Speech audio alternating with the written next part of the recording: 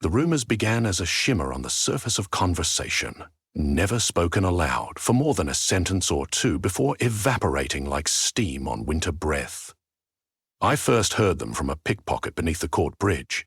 He waited until I realised my purse was gone, then slipped it back, minus the coins but heavy with a folded scrap of charcoal black paper. "Don't thank me," he said, eyes bright with mischief. "Just read when the moon looks away." That night, when clouds smothered the crescent, I unfolded the paper. Ink the colour of bruises spelled a single line, the saga of the night market of shadows, where silhouettes barter for names under lanterns that burn absence. I should have laughed, crumpled it, forgotten. But I, of all people, had reason to want a different name. My birth name, Linnea Tresswell, sat in every ledger of the Ministry of Reparation, tethered to a father I would never forgive and a mother whose heart was seized for war debt. Each time an official read it, the room thickened with the stench of my family's crimes. I had tried abbreviations, masks, forged passports. Nothing held. A name is a hook sunk into the soul.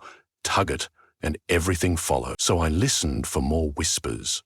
A river barge captain said the market opened only on the last midnight before the solstice, in a district wiped from city maps after the fires.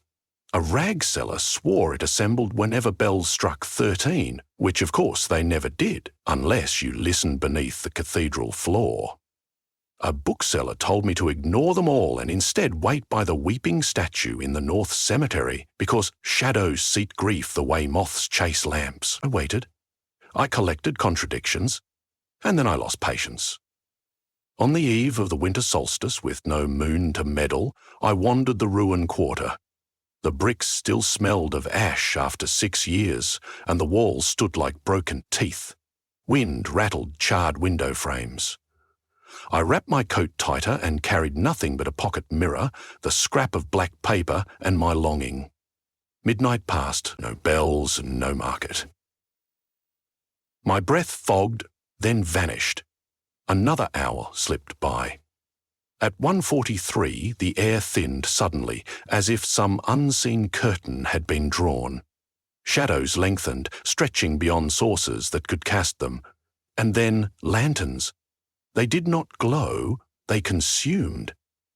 Each was a glass orb, holding a darkness so dense it gave off a faint reverse radiance, like a hole punched through the world. The light around them dimmed, and yet by that unlight I could see.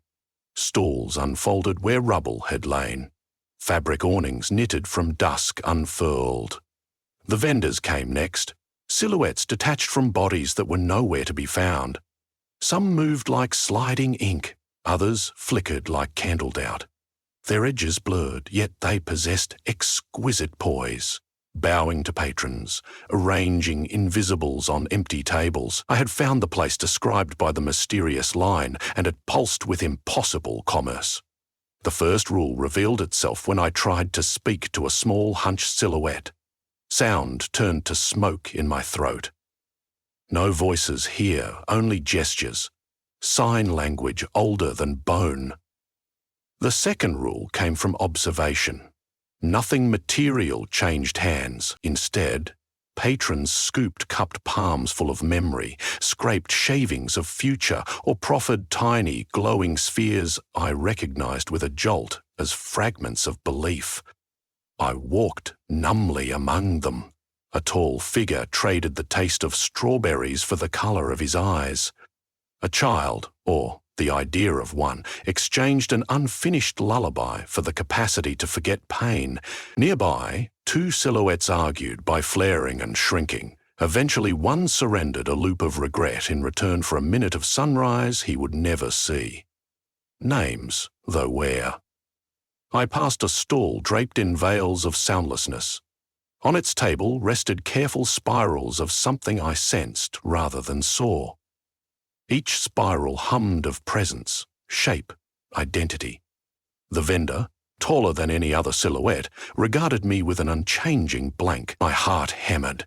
I placed a trembling hand on my chest, mouthed, "Name." The silhouette's head inclined, its elongated fingers spread, asking, "Price?" What could I offer? Every possession had to be intangible. I reached instinctively for my memories, parents, childhood, the day I first lied for safety.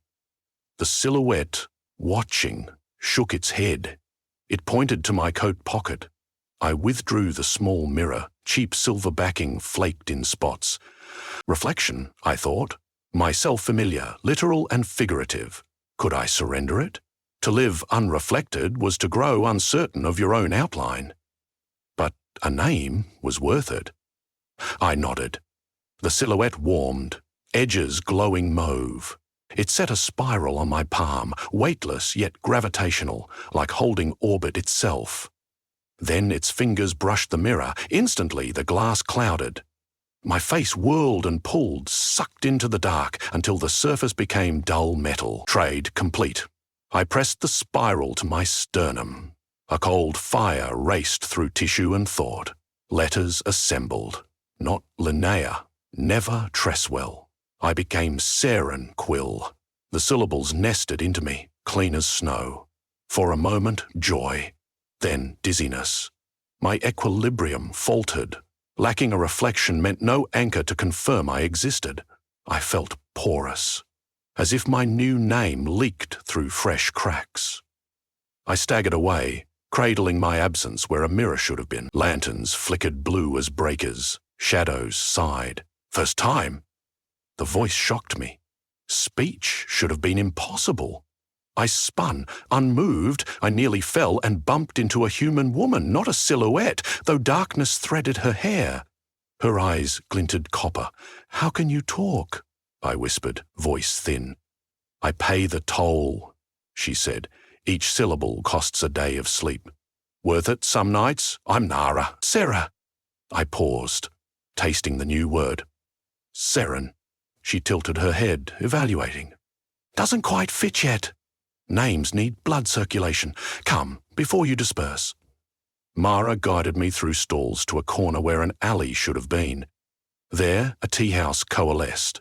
A flimsy construction of bamboo outlines and roof tiles made of consecutive size. Inside, only one table existed, big enough for two. She poured a steaming liquid the color of horizon. I noticed her cup left no reflection on the lacquered surface, and neither did I. "Drink," she urged. "It stabilizes trade shock." I sipped. The tea tasted like punctuation full stop sliding into commas. My edges firmed. "Why help me?" I asked. "I recruit," she said simply. "The market needs intermediaries. Buyers full of desire, sellers lacking faces. Someone must interpret. I have no qualifications. You just bartered something essential. That cures you of sentimentality, though maybe not regret." Regret stirred already. I missed the reassurance of mirrors, yet possibility eclipsed it. I could be Saren Quill forever, unburdened, could I not? Mara traced patterns on the table. Tonight's harvest will be rich. War ended, debts unresolved. People crave blank slates. "My father will seek me," I said. "The ministry, the press, they hunt the last Tresswell." "Then you came to the right oblivion," she rose. "Walk with me. Decide by dawn." We returned to the stalls. A fountain of bottled laughs tinkled. Vendors weighed wilted dreams against sharpened silences.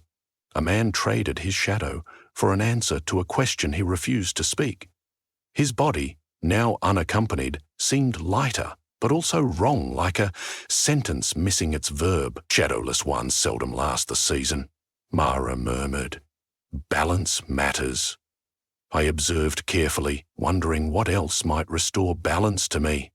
Without reflection, I risked losing self-cohesion over time. Maybe there was another trade to patch the hole. Yet every good here carried hidden consequence. The market feasted on unforeseen angles. Mara paused near a stall I hadn't noticed. A rack of hourglasses dripping sideways. A petite silhouette gestured. "Interested?" "What is the commodity?" I asked.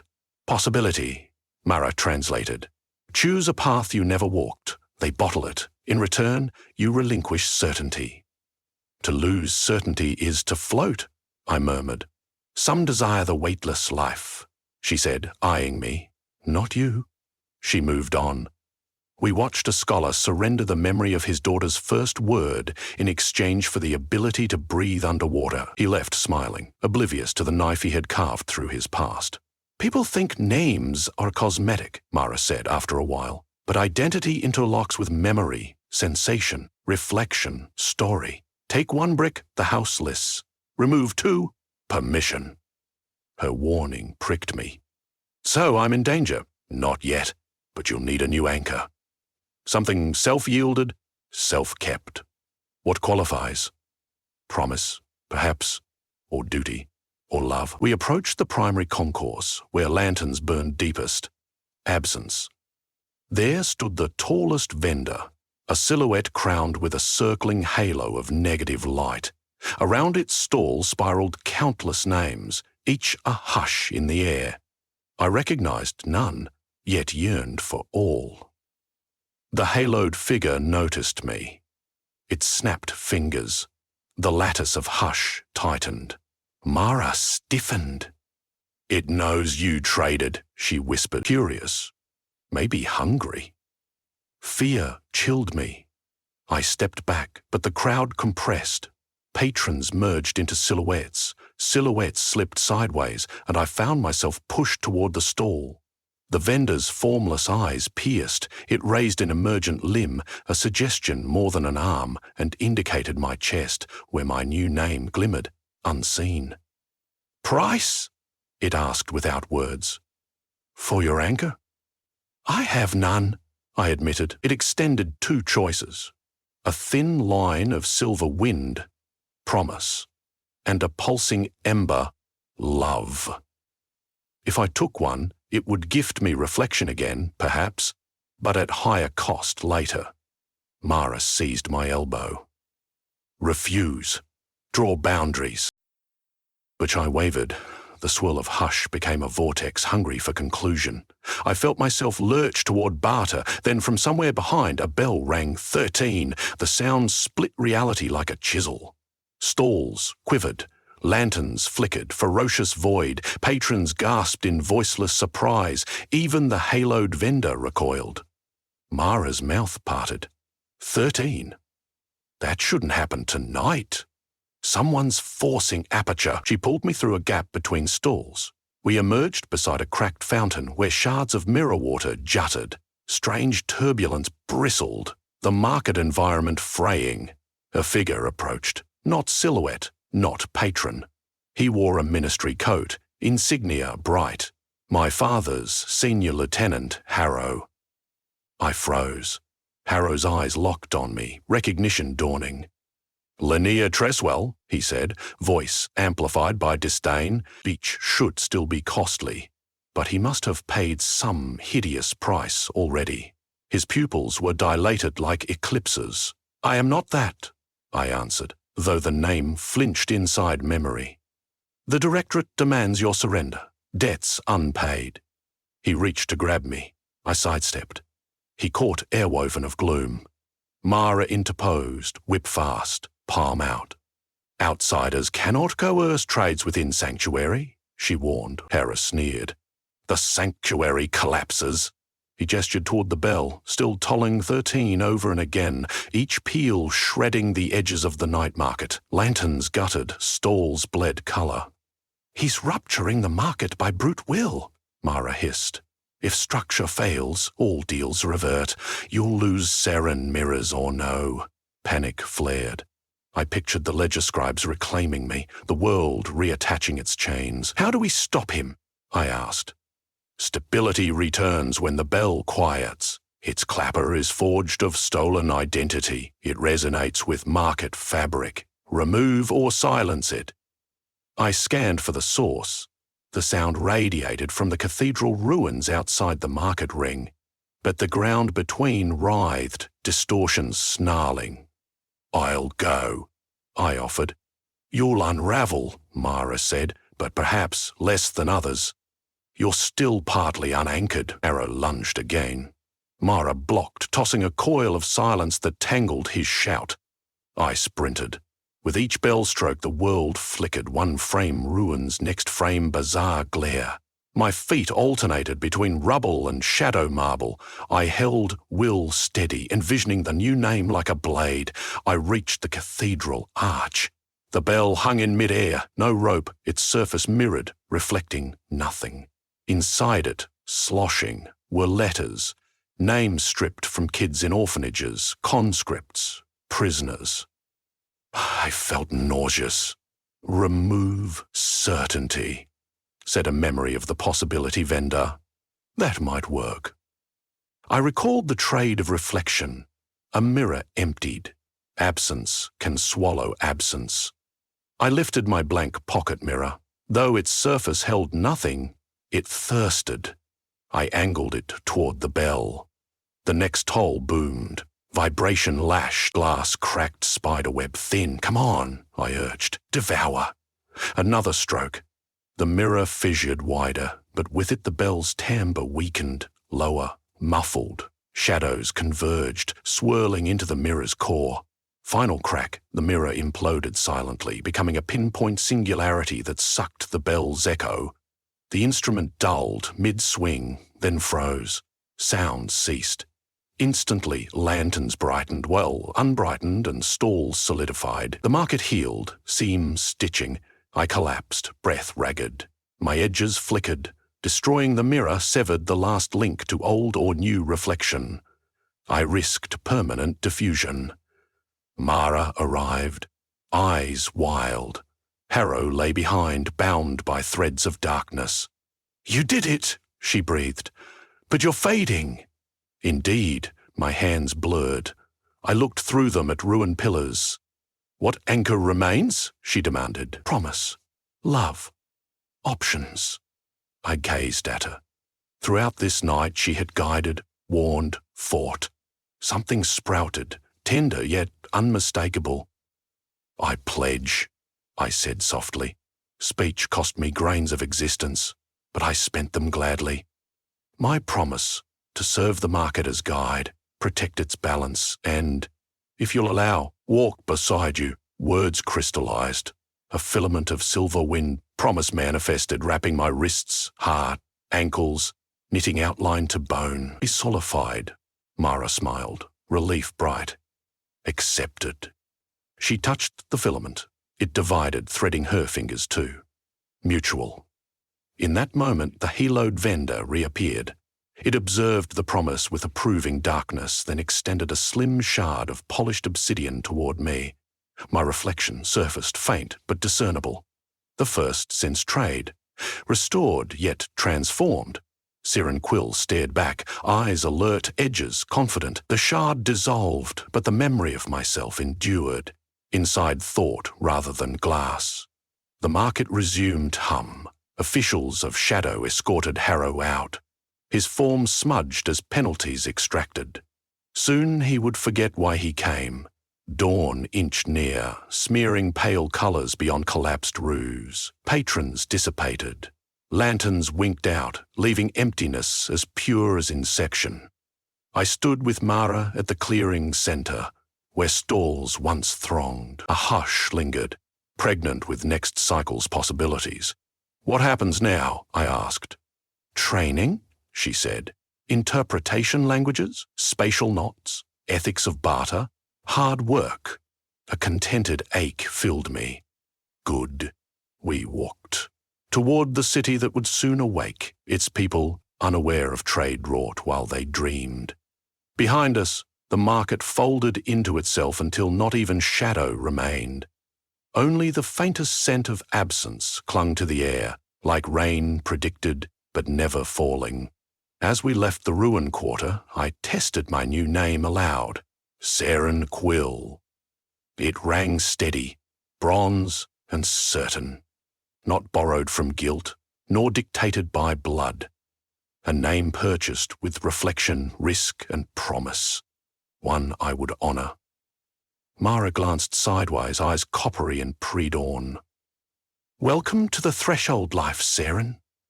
No ledger could revoke what we had negotiated, the saga of the night market of shadows, where silhouettes barter for names under lanterns that burn absence, would go on, and I, once desperate to escape my story, would become one of its chroniclers. I could almost feel ink forming at my fingertips, ready to record the next rumour, the next impossible commerce, the grace and peril of identity remade. But first, breakfast. Do intermediaries eat? I asked.